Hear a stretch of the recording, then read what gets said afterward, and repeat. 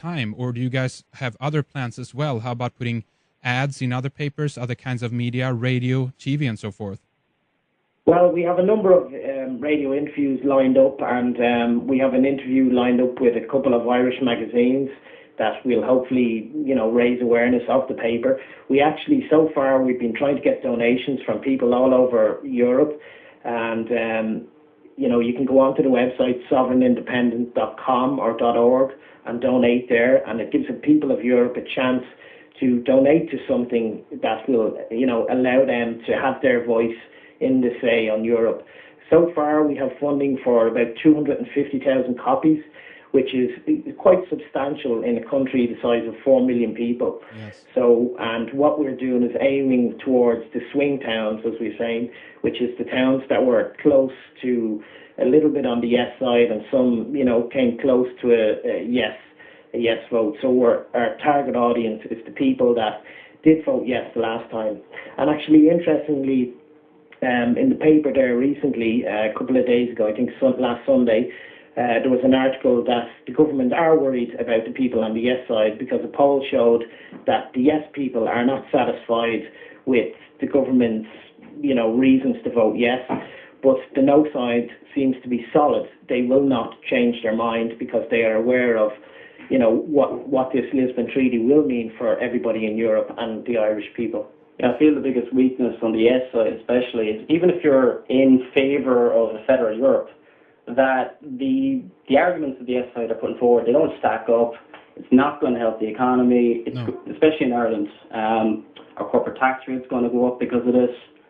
There's a lot of implications. We're a small country. We've a few incentives that get companies over here in the first place, and people saying it's because of Europe we're in the great position we got into. Whereas they don't look at, our exchange rate in the early 90s and various other factors like that. Like countries like Italy and, other countries like that have struggled because of the Europe and, taking natural resources and various things like that. And people don't look at that. They kind of want this whole, they think through unity and this collectivist kind of ideology. Yes. That this is the way forward for everybody. Even if a big chunk of society gets left behind. So I want to ask you how you distribute the paper as well. Is it directed to people in the mailbox, or are you out on the streets handing them out? Well, we have a number of volunteers that actually have been contacting us from all over Ireland, and they've agreed to hand out papers on the street. We also have a number of people that do regular deliveries, to shops and to people's stores of different sort of flyers and things like that. And they said they will also hand them out and put them in people's stores. So we've a number of different ways, and we're constantly looking for more people.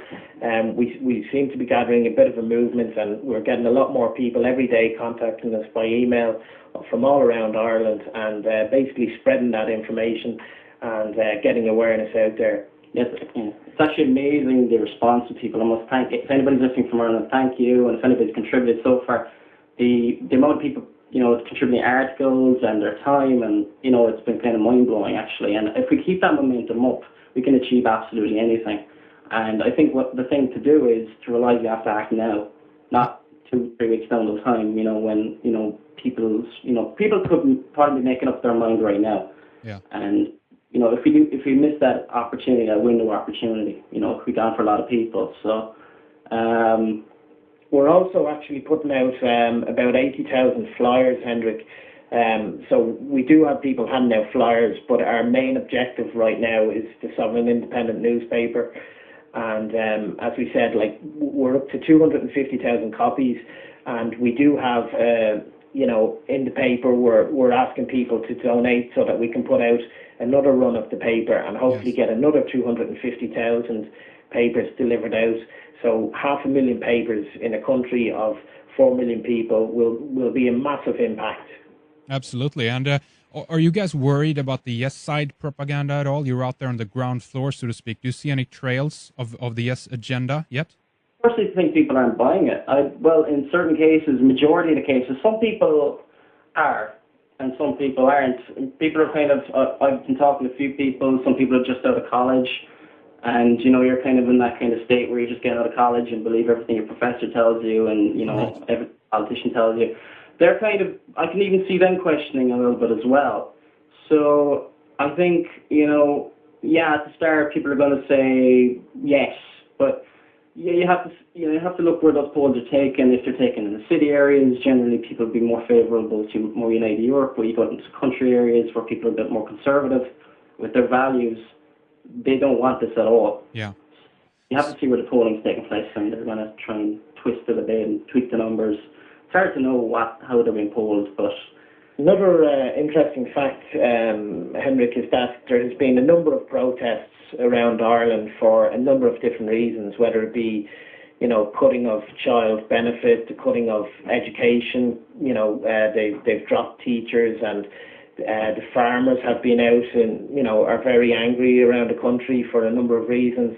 And all these groups, the fishermen, the taxis, and I actually spoke to a taxi driver recently in Ireland, and you know, as far as he's concerned, all the taxi drivers are voting no. It seems the farmers will vote no, even though, you know, the farmers' union is advocating a yes. But as it showed last time, the farmers didn't follow what the unions are telling them to do.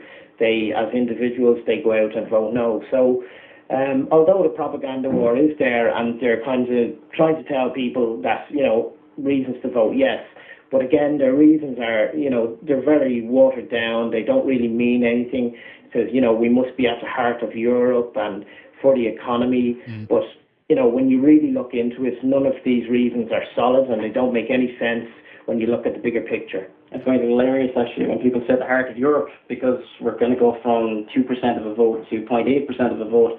Now, you know, whether you believe in Europe or you don't believe in Europe, the fact that you've less of a say is going to say that your economy is going to suffer, pretending that politicians in Germany who you don't vote for are going to look out for your best interests. Yeah, that's right, exactly. What the federalists are looking for, and it's kind of quackery when you think about it.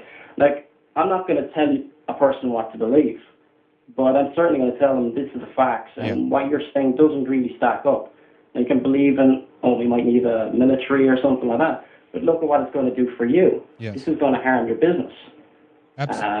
Absolutely. So I think if I'm ever kind of trying to talk to people, I'm not trying to sell them on the New World Order idea so much. I'm trying to tell them this is how it's going to affect you right now. Yes, exactly. I think that's a good tactic, by the way, because there's just so much information as well regarding how our money is being spent within the EU, for instance, and all the fraud that goes on there. But one thing I want to ask you a little bit about before we kind of go into some of the information that you guys carry in the paper, some of the kind of bulletproof info, so to speak, is how about the voting process? I want to ask you kind of how it happened last time, and if there is a possibility here of some kind of voting fraud taking place as well, considering the importance here for the Euro elite, and again, this is something that is happening in the Western world, voting fraud and so forth. Do you think it's a possible factor to be worried about?